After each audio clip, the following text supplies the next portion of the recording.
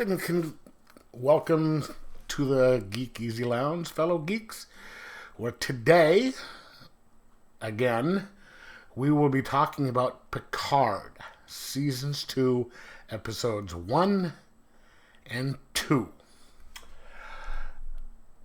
I got Paramount Plus the other day. I've been having problems trying to get it before, and I actually managed to actually get it this time and watched episodes 1 and 2 back to back.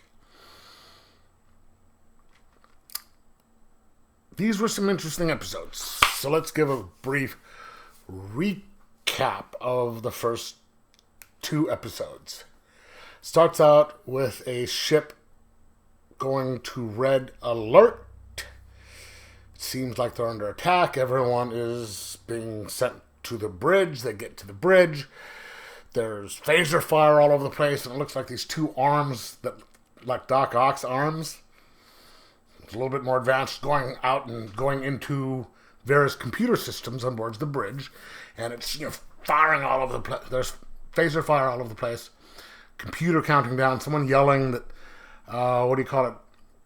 the ship is being taken over. It's like 65%, 70%, 75%. 7 of 9 is yelling at Picard saying, do something, and he sets the self-destruct system. Cuts to the beginning. Once we get back from the beginning, this is episode 1. It goes to show where all the significant players from the previous season are. Picard is, going back and forth between his house, the Chateau Picard, doing the winery, and where he's kind of not getting the point that his Romulan assistant is coming on to him, and Starfleet Command, where he is the commandant of Starfleet Academy. The dark-haired woman with curly hair is his assistant. The Romulan friend of theirs is the first full-blooded Romulan who is in Starfleet. You have Captain Rios, who is in charge of the USS Stargazer. Not Picard Stargazer, but the modern one. You have 7 of 9 doing Rios' ship, where she is moving relief supplies to someplace, and someone's trying to steal them. And there is an anomaly in space, oddly enough, a space anomaly, where they intercept a message coming through with a bunch of voices saying, help us, Picard, help us, Picard, help us, Picard. So that is what gets Picard on board the USS Stargazer to that point. Because not only does this thing have a bunch of voices saying, help us, Picard, but they send what they refer to as Article 15, which is the rule about admittance into Starfleet. So the USS Stargazer and a bunch of other ships show up, and guess who's sending the message? The Borg. Wow, the Borg again. But and that's who's attacking the ship. Well, not attacking the ship. The Queen beams on board the ship, and she says, help us, but first we need power. And that's her claws going out and doing that stuff. Because 7 of 9 shows up to do it. And Picard's friend is on the USS Excelsior, NCC 2000. She shows up. She's part of the fleet. And it's not the normal-looking Borg. It's the Borg Queen. She's not normal-looking. She's got this weird technological armor about her, and she's sending stuff out. And he sets the self-destruct system and counts down from 10. And right when it gets to 1, the Borg Queen says, look up, which is a phrase that his mother had Picard's mother used to him when he was a child. Look up and see what's up there. That inspired him to go out and travel in space. And then, boom. The next thing you know, he wakes up and he's talking. He's back in his house in France.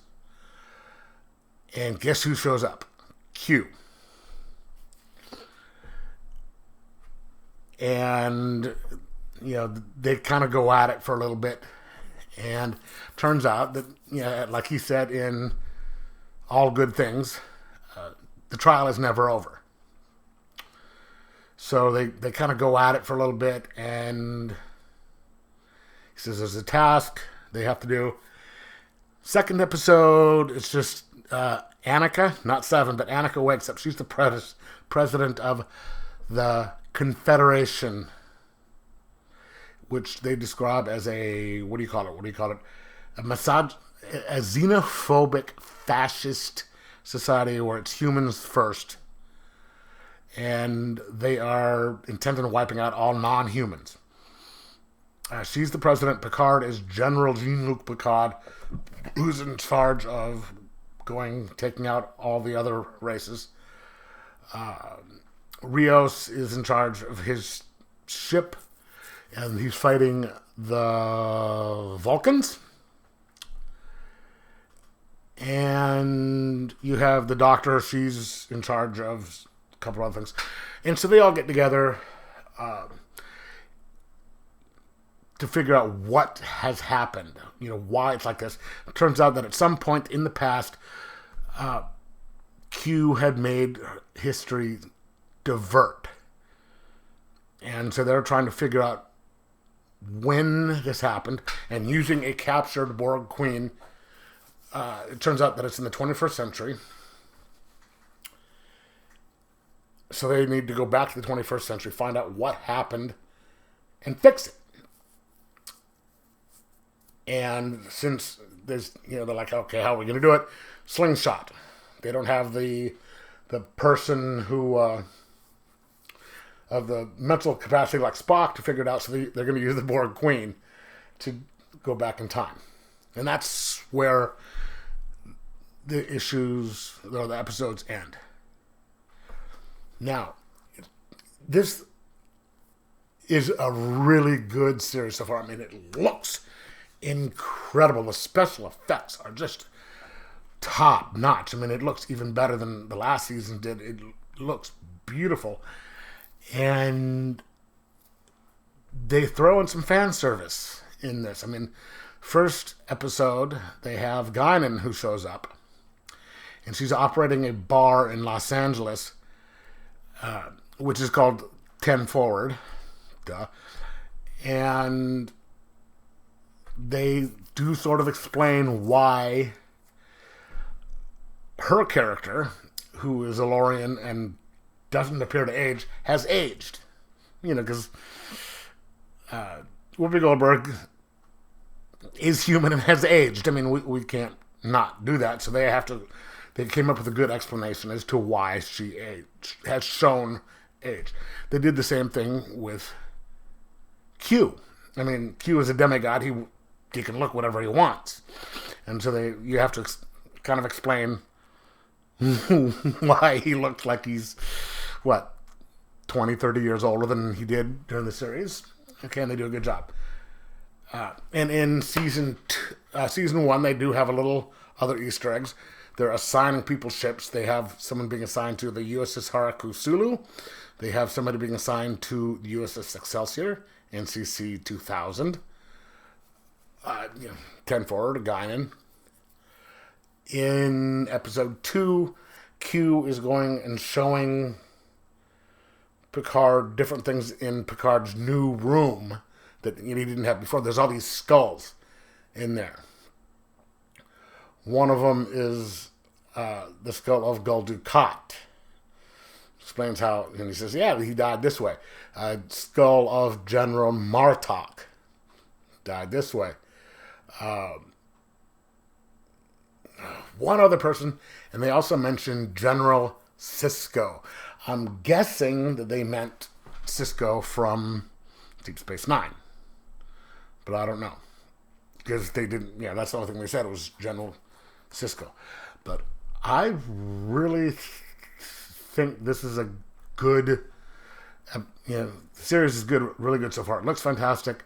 It's a little darker than the last episode, the last season. And one thing they're doing is that, the last season they had a few dirty words thrown in there throughout the season. These 2 episodes have had more language in those 2 episodes than they did in the whole last season, which I tend to think is a little bit more realistic. I mean, but so far the series is good, really, really, really good, and I cannot wait for episode 3 to see what's going to happen when they come back to the 21st century, because that's where it happened, was in the 21st century. So I'm going to give this a 4.25 out of 5, and say if you're a fan of Star Trek, of good Star Trek, this is it, and you should watch it. Anyway, let me know in the comments below whether you watched it or not. Like, subscribe, and most of all, enjoy your Star Trek.